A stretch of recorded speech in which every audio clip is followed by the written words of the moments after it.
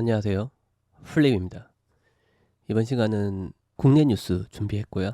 이전에 저희 커뮤니티 안에서 제가 초창기에 플래프닝 프로그레스를 진행을 계속 했었는데 큰 변화가 생기면 하려고 했는데 크게 없어서 안 하고 있었거든요. 이걸 왜 안 해주시냐라고 말씀해 주시는 커뮤니티 멤버분이 있어서 한번 오랜만에 준비를 해봤습니다. 작년 기록을 보니까 작년 8월 달부터 제가 안 했더라고요. 근데 이게 비교를 해보면 그 사이에 강하게 하락하기도 했었고요. 또 상승을 또 다시 해서 어느 정도 미국 주식이나 다른 자산군들이 회복을 한 상태입니다. 세큐리티 토큰 쪽에서도 큰 영향은 없었고요. 아마 이게 주식이 폭락했을 당시에 제가 이걸 제작을 했더라면 요 퍼센트가 굉장히 올라간 상태로 제작이 됐을 건데 지금 뭐 미국 디폴트 이러면서 시장 상황이 그렇게까지 좋지는 않은 상황이지만 어느 정도 예전에 비해서는 주식시장이랑은 많이 회복이 됐다 이렇게 보입니다. 그리고 지금 뭐 아이넥스나 뭐 여러 플랫폼 등에서 STO가 진행 중인 회사들이 많이 있잖아요. 그 회사들이 다시 이제 여기 풀프랭 프로그레스의 세큐리티 토큰 부분에 합류를 하게 될 거고 그러면은 퍼센트가 더 늘어날 거라 생각이 듭니다. 상대적인 수치긴 한데 거의 변화가 없었기 때문에 이거는 뭐 의미를 두자면 이 수많은 자산군들 세큐리티 토큰이나 주식, 크립토, ETF, 골드, 미국 주식 등이 침체기였다. 새로운 유입이 별로 없었다. 이제 내려갔다가 회복되는 정도? 거기에 그쳤다는 게 얼마나 지금 투자 시장에 투자자들의 심리가 위축되어 있는지를 나타내는 지표다라고 말씀을 드리고 싶고요. 뭐 지정학적 리스크도 있고 또 미국 내부적인 그런 리스크들이 해결이 좀 되면 시장 분위기도 많이 반전될 거라 생각이 듭니다. 오늘 먼저 느낀 점을 짧게 말씀드리고자 합니다. 국내 뉴스를 가끔씩 전달해 드리면서 저는 매번 미디어에서 느끼는 온도, 국회나 정부 온도와 방향성, 그리고 발행할 회사들의 니즈, 관련 업계, 증권사, 은행권의 움직임, 그런 것들을 체크하려고 노력합니다. 지금까지의 흐름은 사실 변수가 없고 속도의 차이만 있는 것 같아요. 다만 시장 상황에 대한 부분은 아직 법제화가 되어 있지 않기 때문에 방향성과 속도에 크게 영향을 안 준다는 느낌을 받았고요. 오히려 관련 업종의 움직임은 점점 더 가속화 곡선처럼 빨라진다는 느낌을 많이 받았습니다. 거기에 정부의 방향성은 금일 끝부분에 전달드릴 뉴스에도 나오지만 금융위원회의 의견을 들어보면 현재 뼈대는 다 세워놨고 이제 살만 붙이는 중이다로 저는 들렸습니다. 방향성은 확고해 보입니다. 그리고 오늘 새벽에 SEC에서도 바이낸스와 장펑자오를 기소하였고요. 여러 가지 증권성이 있다고 판단되는 코인들을 발표했어요. 이게 우리나라뿐만 아니라 전 세계적인 방향성 또한 같음을 알려드리면서 기쁜 마음으로 토큰 증권 시대를 같이 기다려 보았으면 한다라는 개인적인 느낀 점을 전달해 드려 봤습니다. 그럼 오늘 뉴스를 전달해 드리겠습니다.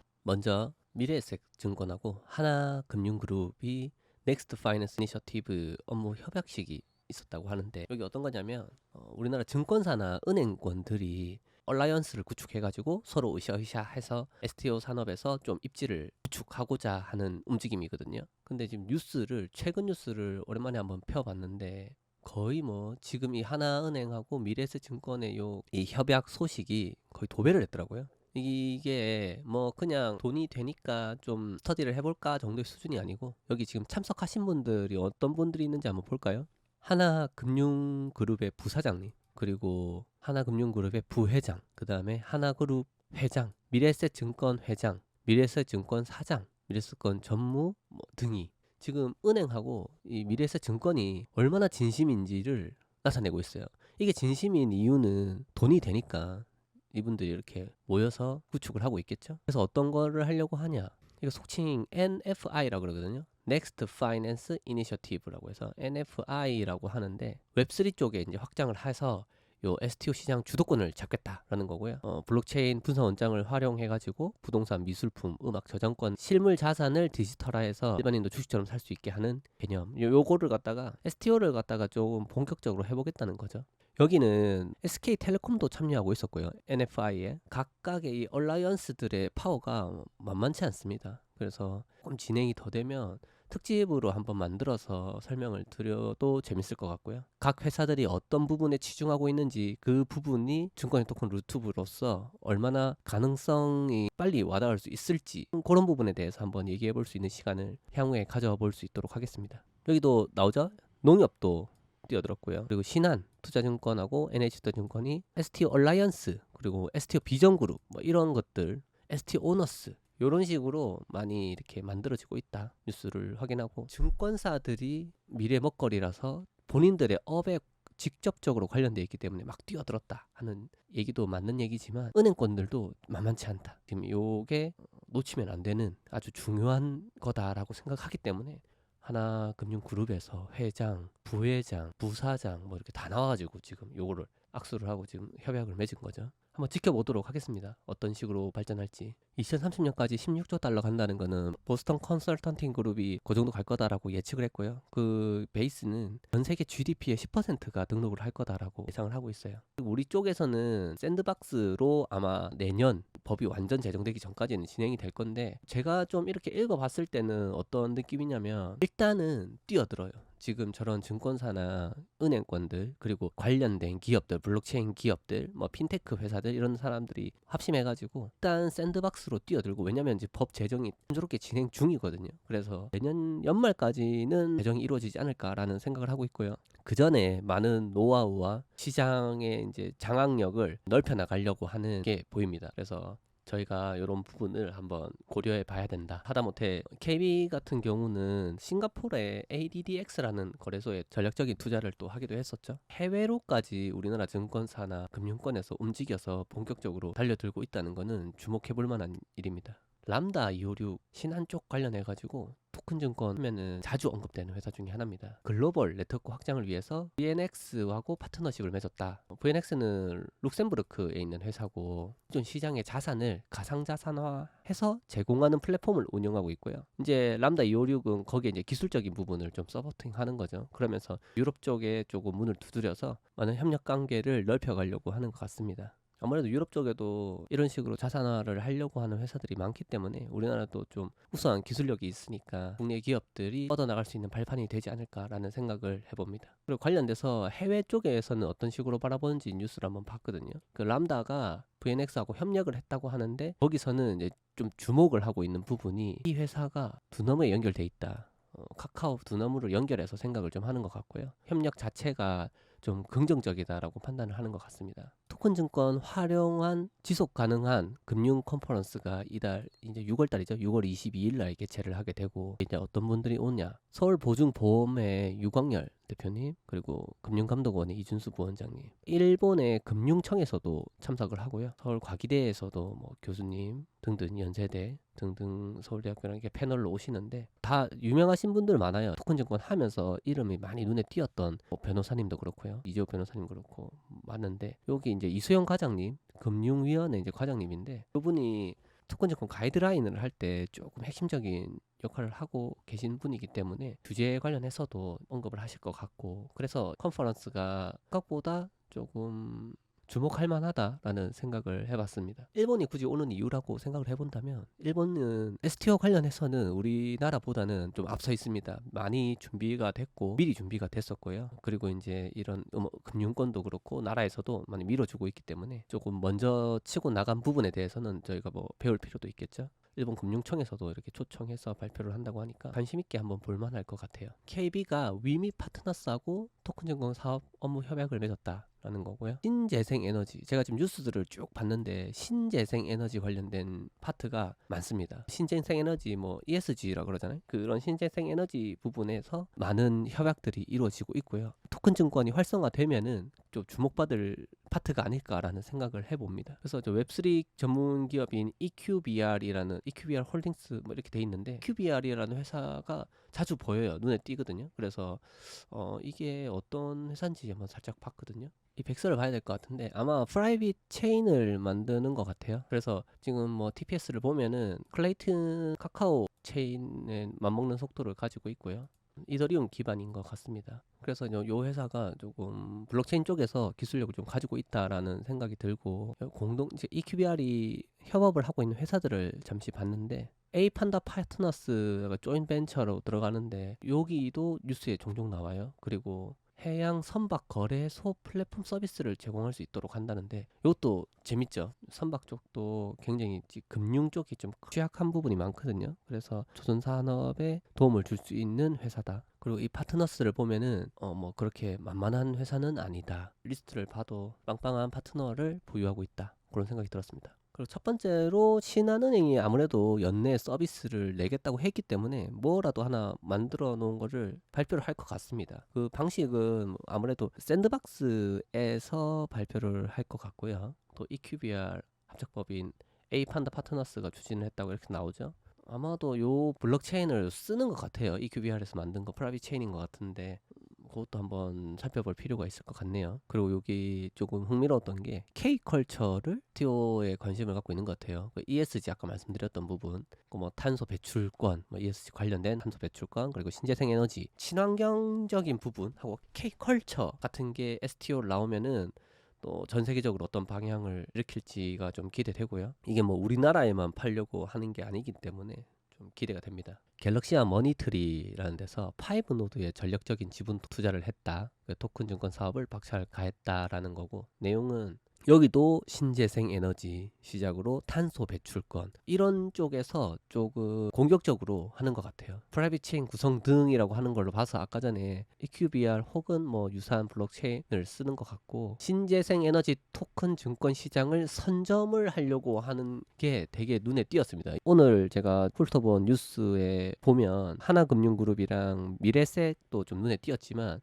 신재생 에너지 토큰 시장이 우리나라에서 조금 주목을 받을 수도 있겠다라는 생각이 많이 들었습니다. 서울옥션 블루가 증권사 4곳하고 공동구매 협력을 강화했다. 라는 뉴스고요. 미술품 조각 투자가 자본시장법상 금융투자 상품인 투자 계약 증권으로 인정이 되었다. 요거는 가능하다는 거죠. 이제 투자가 본격적으로. 그래서 편리하게 접근하고 안전하게 투자할 수 있는 환경 마련에 주력하겠다라고 이제 뉴스가 나와 있고, 서울 옥션 블루가 이제 손 잡은 데가 신한, KB, 미래에셋, SK, 그러니까 뭐 손을 거의 다 잡은 것 같아요. 대부분. 그래서 미술품 관련해서 굉장히 지금 포커싱을 맞추고 준비를 하는 것 같습니다.